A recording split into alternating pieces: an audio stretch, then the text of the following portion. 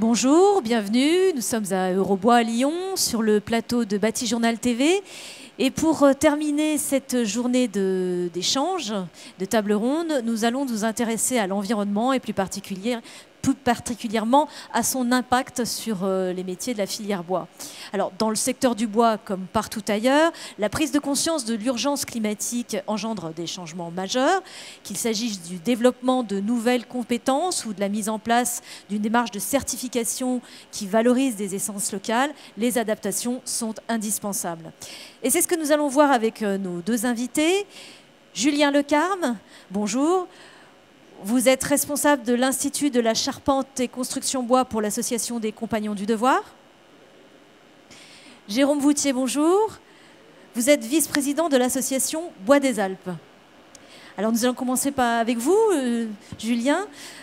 L'Institut de la charpente et construction bois, qu'est-ce que c'est? Est-ce que vous pouvez nous présenter l'Institut en quelques mots? Alors, l'Association ouvrière des Compagnons du Devoir s'est dotée depuis les années 90 d'instituts. Les instituts, c'est une cellule. Les compagnons ont créé le devenir des métiers, se sont positionnés sur le questionnement: que va devenir notre métier demain? Que seront les hommes de métier demain? Chaque métier ou par groupement de métiers, on a créé des instituts. L'Institut de la charpente et construction bois a pour vocation de travailler sur les axes de mémoire, recherche, rencontre et formation sur les problématiques comme celles qu'on traite aujourd'hui. C'est l'antenne spécialisée d'un métier pour les compagnons du devoir. C'est ouvert à tous les compagnons? Comment ça se passe? Les compagnons du devoir, c'est 29 métiers en formation, c'est dans 6 filières, le bâtiment, l'aménagement finition, les métiers de bouche, les métiers du vivant, les métiers de l'industrie, métallurgie, et j'ai oublié les matériaux souples. Voilà. Donc c'est des jeunes en formation par le voyage principalement, et aussi une offre de formation continue pour des entreprises, des professionnels qui veulent se compléter leur formation, l'innovation, etc. dans leur cursus. Et dans le domaine de la charpente construction bois, combien vous formez de jeunes par an? Alors on a environ 600 apprentis sur le Tour de France, 600 apprentis, 450 itinérants qui sont en train de voyager sur la France. Donc à peu près 1 millier de jeunes en formation continue, divers niveaux, et plus de 1000 sédentaires, compagnons sédentaires, qui ont fini leur formation complète. Ça va de quel âge à quoi, 14 ans? Alors les plus jeunes commencent à 16 ans, dès lors qu'on peut Mmh. commencer à faire un contrat d'apprentissage. Il y a des exceptions à 15 ans, mais grosso modo 16 ans. Et on finit son Tour de France suivant l'âge où on l'a commencé, entre 25, 26 ans et 27, 28 ans, voilà, ça dépend. On a quelques trentenaires, les vétérans, mais sur la fin. Ils sont quelques-uns seulement, d'accord, très bien. Donc, dans ces formations, dans cet apprentissage, est-ce que l'environnement est une thématique qui est abordée? Si oui, depuis quand et de quelle manière? Alors, les compagnons, c'est une formation qui est très vieille, on est connu pour ça, on le remonte à des temps anciens, mais sans aller jusque-là.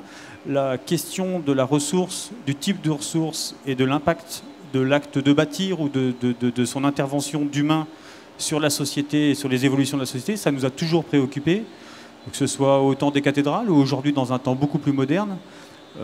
Quels produits on utilise?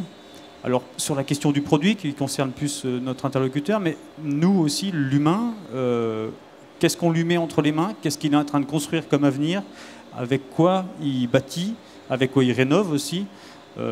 Cette problématique-là de la ressource, elle a toujours été présente chez les compagnons. Et concrètement, comment ça se manifeste dans la formation? Est-ce que c'est quelque chose qui est transverse sur toute la formation? Ou est-ce qu'il y a des thématiques particulières qui sont abordées? Dans les métiers du bâtiment, il y a eu des prises en considération réglementaires, par exemple les évolutions, accord de Kyoto, réglementation thermique. Donc on a beaucoup plus et mieux formé à la transition énergétique, la question de la qualité des bâtiments, le type de matériaux qu'on mettait dans ces bâtiments, la qualité d'étanchéité à l'air, des calculs de parois. Donc la qualité de notre bâti, ça fait partie de la formation du niveau initial jusqu'au niveau supérieur. Les compagnons, on va du CAP à la licence, Donc c'est une question transverse sur toute notre formation. C'est des questions qui touchent aussi d'autres métiers. Là, moi, je suis charpentier, je parle de ça, mais sur les métiers de bouche, la question de la ressource, évidemment, c'est facile à comprendre. Ça touche les métiers de bouche. Voilà. D'accord. Alors, il y a les apprentis, mais il y a aussi ceux qui sont déjà en place depuis pas mal d'années, les entreprises qui sont bien installées. Vous leur proposez aussi des formations continues qui abordent ces thématiques ? Tout à fait. On peut avoir des formations spécialisées, par exemple sur des isolations extérieures, des enduits, des isolations fibres de bois avec enduits, des choses comme ça. Donc on va avoir une attention aux filières biosourcées. On a mis en place, par exemple, ça fait 3 ans maintenant qu'on fait des pro-pailles avec le réseau français de la construction paille. Des formations beaucoup sur la rénovation thermique ou sur le bien bâtir neuf. Donc ça, en formation courte, ponctuelle, entre 3 jours, 5 jours, ou des cycles plus longs qui sont ouverts aussi à la formation continue, où des gens peuvent avoir un parcours, par exemple, DUST avec nous, une formation de niveau 3 qui est en cours. Ils peuvent se former sur 3 années en continu avec quelques semaines de stage par an. Est-ce que c'est une demande qui progresse ? Vous constatez qu'il y a vraiment une demande qui progresse là-dessus de la part des entreprises installées ? La nécessité de transition énergétique, dans les mentalités, elle progresse. Et puis on y participe, on pousse à ce qu'elle progresse. On est aussi acteur là-dessus. On a eu la COP21 qui s'est déroulée il n'y a pas si longtemps que ça sur Paris, la COP22 qui arrive au Maghreb, au Maroc, si je ne dis pas de bêtises. Oui. C'est une vraie problématique. On voit les labels BBCA, etc. Nous, on a tout intérêt dans la construction bois à valoriser le fait qu'on stocke du carbone, qu'on utilise une ressource locale. Aujourd'hui, quand on dit on construit en bois, c'est super, et puis qu'on importe ça sur un bateau venu de Finlande, c'est facilement attaquable, on va dire. Les bénéfices ne sont plus là. Les bénéfices sont moins là. Hein. C'est quand même du carbone stocké, mais il a fait un peu de borne.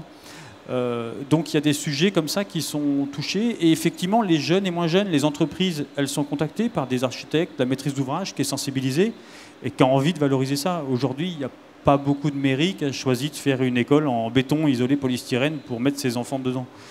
C'est pas très vendeur. Voilà.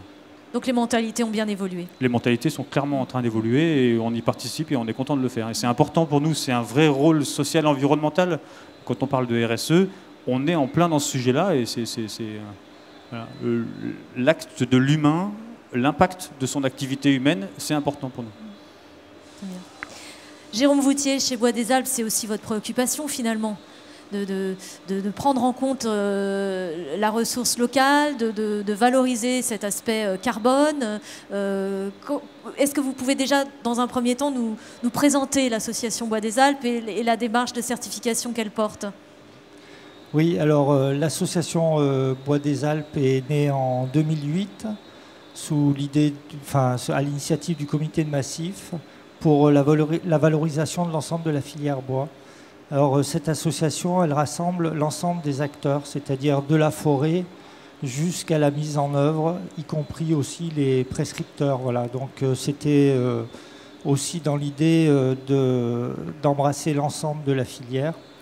Alors c'est une marque collective de certification qui garantit notamment donc, la provenance, à 100% la provenance des bois, issus de forêts qui sont elles-mêmes, c'est un prérequis certifié PEFC, donc géré durablement. Voilà, ce qui va qui est favorable au développement à l'environnement. Voilà. Cette association a mis en place un référentiel.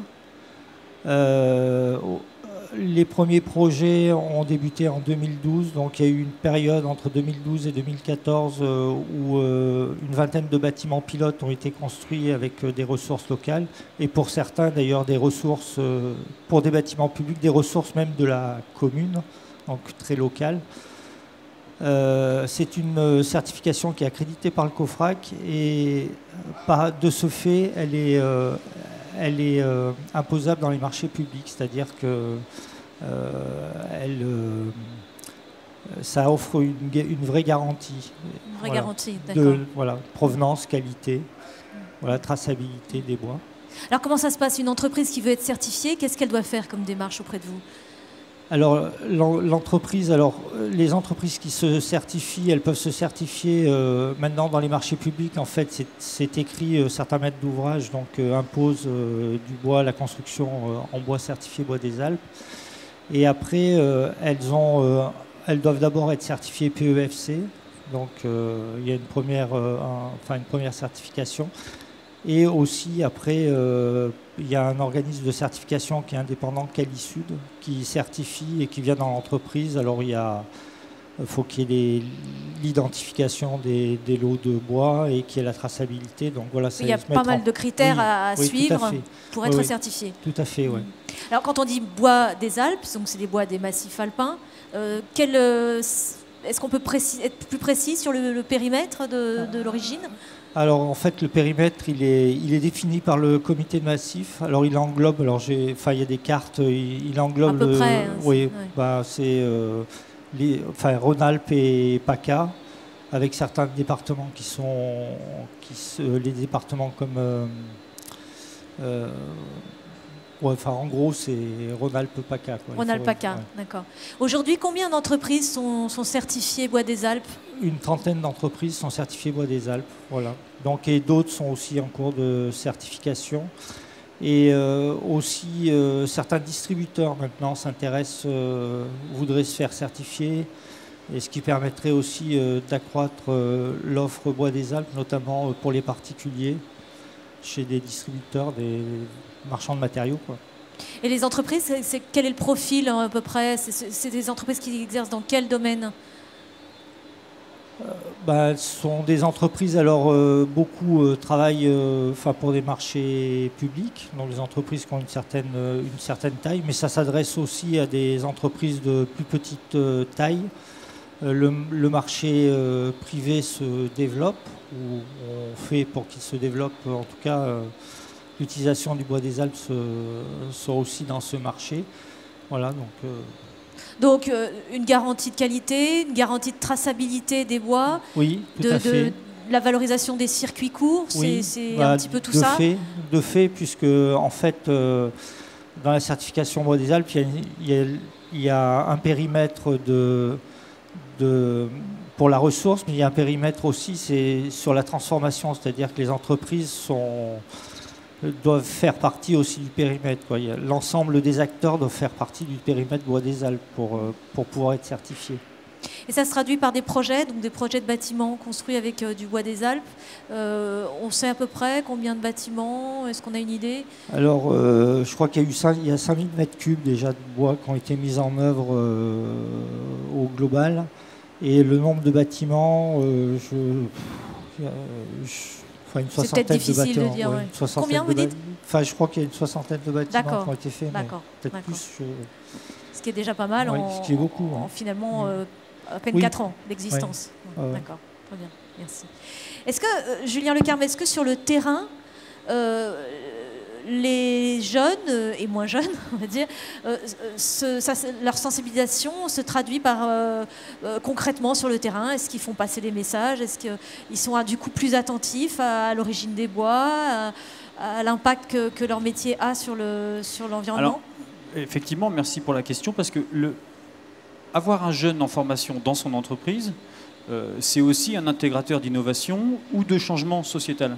C'est-à-dire que des jeunes peuvent être plus sensibles par ce qui leur est transmis dans leur centre de formation, par la vie qu'ils ont chez les compagnons, mais aussi par leur seul fait d'être jeunes, plus sensibles à certaines problématiques que les gens qui les entourent dans l'entreprise.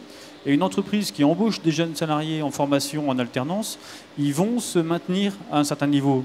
Le jeune va revenir dans son entreprise en disant, au fait, on a abordé les questions de la certification, le PEFC, et pourquoi nous, dans l'entreprise, on n'est pas PEFC?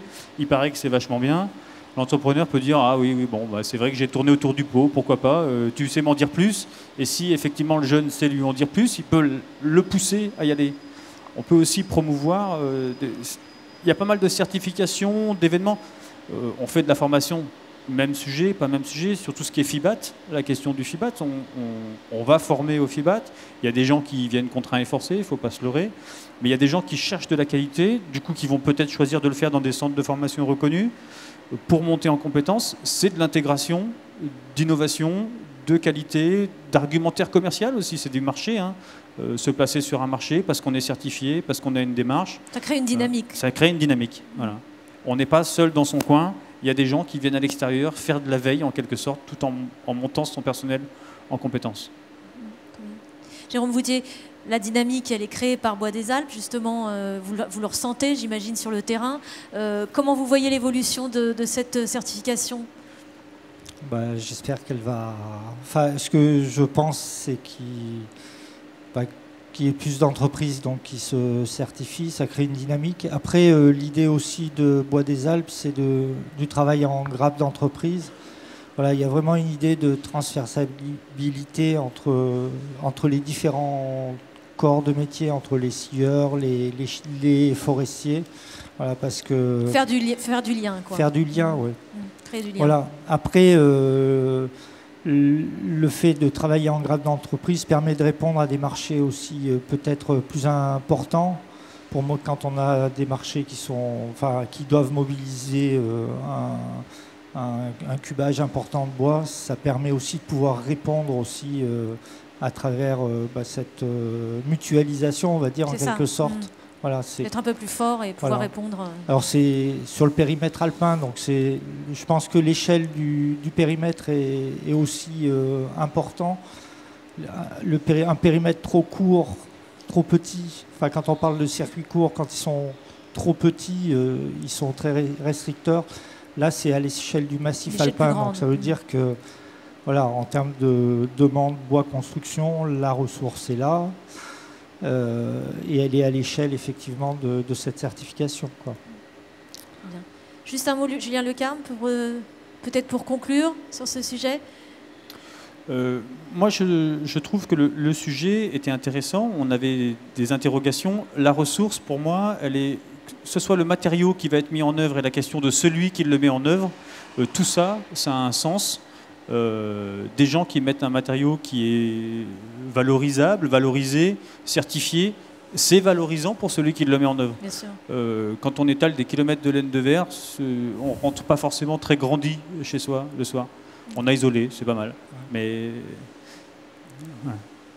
Après, le bois, de façon plus générale, je pense que c'est une ressource qui est à l'échelle humaine. C'est-à-dire qu'on prélève, mais ce qu'on a prélevé, on est capable de le rendre aux générations futures en le replantant, quoi. Et ça, c'est... En formant. Oui, en formant, en le replantant, en formant. Et ça, c'est... Voilà, c'est une empreinte sur l'environnement qui est finalement très faible. Donc l'humain, tout ça, finalement, on voit on voit le lien. Ok, merci beaucoup. Merci à vous. Merci de votre participation.